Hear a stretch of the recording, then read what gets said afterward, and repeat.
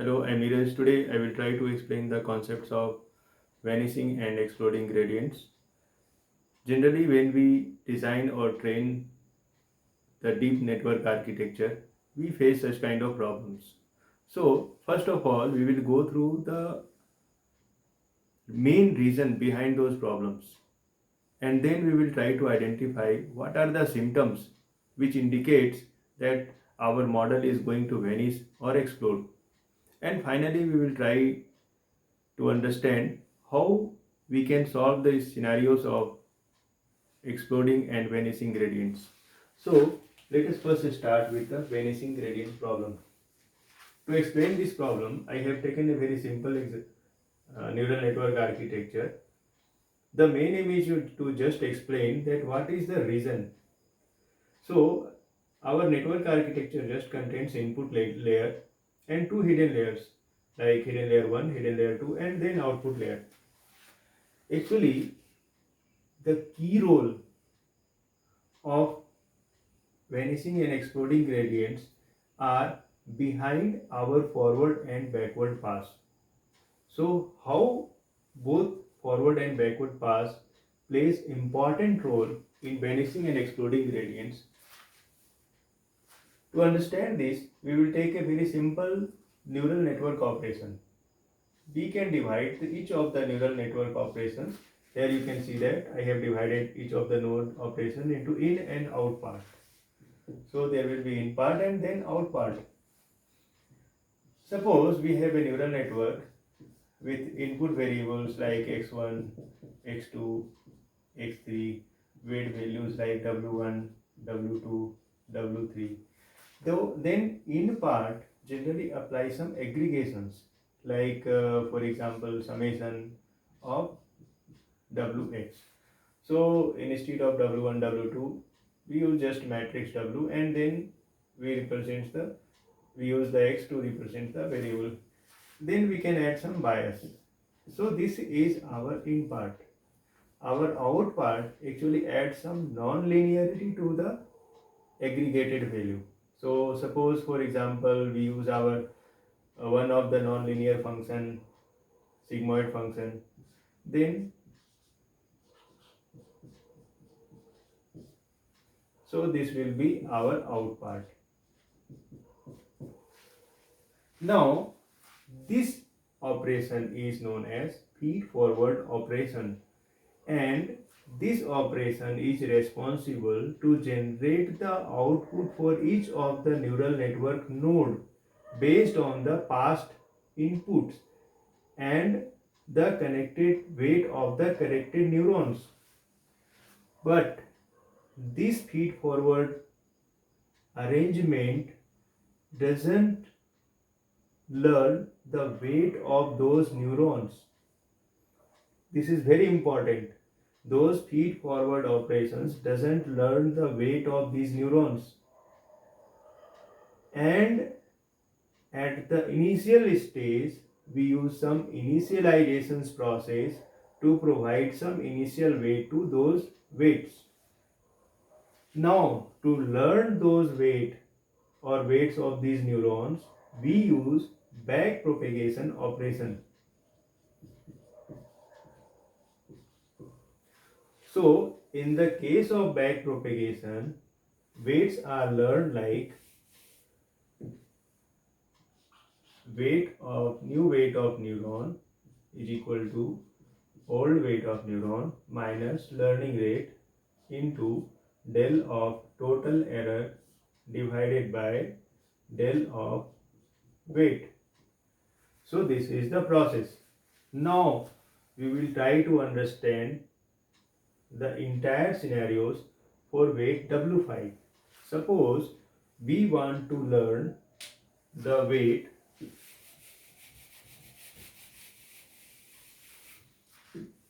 for W5. So our new weight for W5 will be equal to old weight or current weight of W5 minus learning rate into del of error. Here we use the error, represented error as E, divided by del of W5. Now we will try to understand the role of this part. So this derivative, to calculate this derivative, we generally use the chain rule. So in the current scenario, we will calculate this derivative like del E by using chain rule. So how chain rule work? It will go from total error to out of the last connected node. Then chain will go like this, and here your weight is there. So there will be a small chain. So it will be like del of E divided by del of H3 out, sorry, del of H3 out into del of H3 out divided by del of H3 in into del of H3 in divided by del of, sorry, W5. Now just consider this part. This is a very important and will help you that how the selection of first reason of vanishing gradient, like how the poor selection of activation function results in the vanishing gradients problem. So just try to explain this. So when you take the H3 part, H3 out part, and then H3 in part, if you expand that, H3 in part will be just a feed forward operation. So it will be like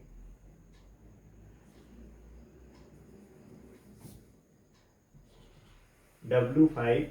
Suppose some variable output of H1 is like that is combined with W5 is like X5 plus W7, this W7. Suppose H2's output is represented as X7 and plus some bias.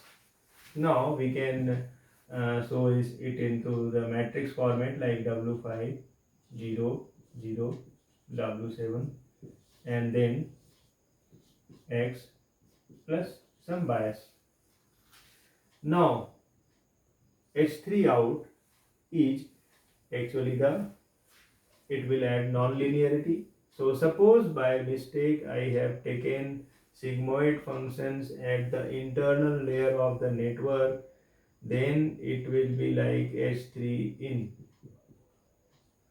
I have already discussed like how in and out functions work at the very beginning. Now take this derivation. So in that case, these derivations will be equal to like del E W5 equal to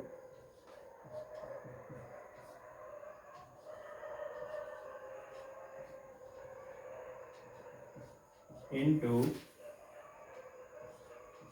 sigmoid x del of sigmoid x del of x into, we just represented it as, sorry, something we can represent it like z. So represent this part as a z. So now it will be like H3 in del W5. Now from the sigmoid derivation, here you can see this, when we take the derivative of sigmoid, the maximum value it achieves is just 0.25. Suppose we leave it for some time, our weight initialization is too poor, we again get similar kind of weight. Then our output will be 0.0625. Multiplication output will be like this. Now I have considered this maximum value. This may be more lower. This may be more lower. So in that case, suppose our value is like 0.00012 kind of thing. So in that case, suppose this value is also something less than 1, then in that case our weight updation will be too low, means that part will be too low, like something like 0.0012. So now when you multiply it with learning rate, generally we don't take learning rate greater than 1. So again it will be something like 0.5, like 0.6 by default we take. Then our this part will be too low, like suppose like 0.00022. Then how much impact it will make in the old weight? So your new weight will be too low. So in that case, the poor selection of activation function, poor weight initializations generally results in no change or very minimal change in the weight updation process, and through chain it will go through the till starting. So it will affect the entire weight updation, because the chain will work like this. It will work like this. So again, if you update, try to calculate the weight of this part, then another chain will start like this and it will go like this. So both chain will combinedly affect this weight updation of W1 also. So it clears two different things. First, poor selection of activation function, poor weight initialization generally reduces the weight, and it propagates till the starting point and it completely destroys the learning capacity of the network. Whether the vanishing gradient or vanishing part came from any of the path, I am not saying that if all from all path the vanishing gradients related weight updations are coming, only then it will affect. If it is coming from any of the path, either from this path or this path, finally in combination it will affect the network and result in the vanishing gradient situations for entire network. So this is very important. Next thing is, you can say that we will use 10h function. Instead of sigmoid, we will use 10h function. Again, if you see the derivative of 10h function, you will say that the highest value is 1. But by chance, suppose it takes value somewhere between less than 1 or near to 0, then the same scenario will happen. So what is the immediate solution? Suppose our weight initialization is good. So the immediate solution is to take the ReLU activation. The derivation of ReLU is, if your value is greater than 0, then it will be 1. Means this value will be 1. And if your this part is good, then it will not much affect your system. That's why these days when we design the network to avoid the vanishing gradient, we generally use p-ReLU, leaky ReLU or ReLU functions inside the network. We use sigmoid, 10h nearly outside network or very last layer of the network to get some results, direct results. Now, you may ask questions whether this vanishing gradient is related to only deep neural network architecture, or we use multiple stacking of deep neural network, only then it can generate the vanishing gradient problem? No. Even if you use the multiple stacks of CNN, it can generate the problem of vanishing gradients. The immediate solution for that problem is you can use the residual CNN, that use some residuals sorts, and it avoids the decline of gradients, like a short circuit kind of thing. And another is in the case of RNN, if you are using very long sequence of RNN block, it will again generate, because mostly RNN use 10H inside. To avoid that problem, we can use the LSTM based network, which uses memory cell and gate based architecture. I have prepared video on LSTM also, which explains how LSTM avoids the scenarios of vanishing gradients. Now let us come towards exploding gradients part. So these are some basic fixings of vanishing and exploding gradients. Now exploding gradients part. So in the case of exploding gradients, just consider this matrix. Now suppose you are smart enough and you take the ReLU, P-ReLU, Leaky ReLU, some kind of activations, that is good enough. But your initial weight initializations or some process which creates very high gradient values like 20, 0, 0, 40 or greater than 1. So in that case, it will, the product will result a very high value for this, maybe like greater than 1 or something, it is 10. And suppose your initial weight is just 1, like 0.91, and suppose your learning rate is something, and if you take the differences will be go towards this side, and it will totally destroy your network, it will make the network unstable.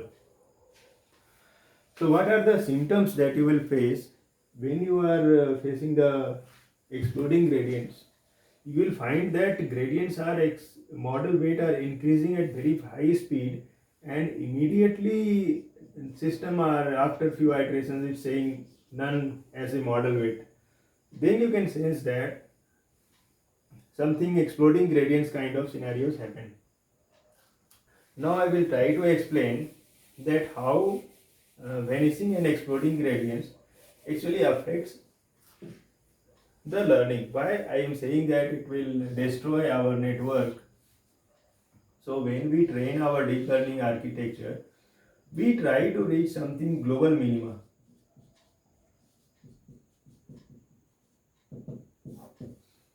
But in the case of vanishing gradient, the weight updation will be too low. Then after a lot of iterations, you will find that it is just here only. It is not reaching towards the global minima. And in the case of exploding gradients, it is going like this. It is jumping here and there, but not reaching towards the global minima. So in the both scenarios, the training will be destroyed. So what are the solutions for these problems?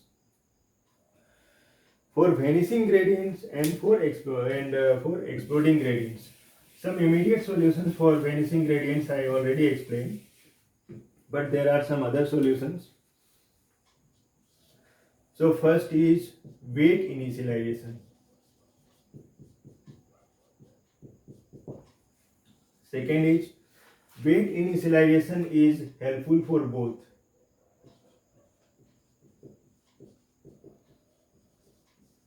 vanishing gradients and exploding gradients.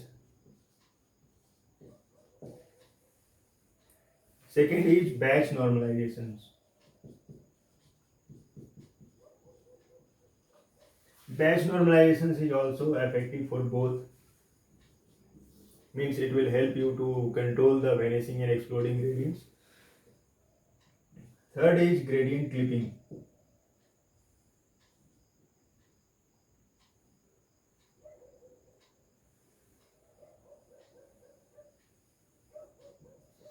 Third is gradient clipping.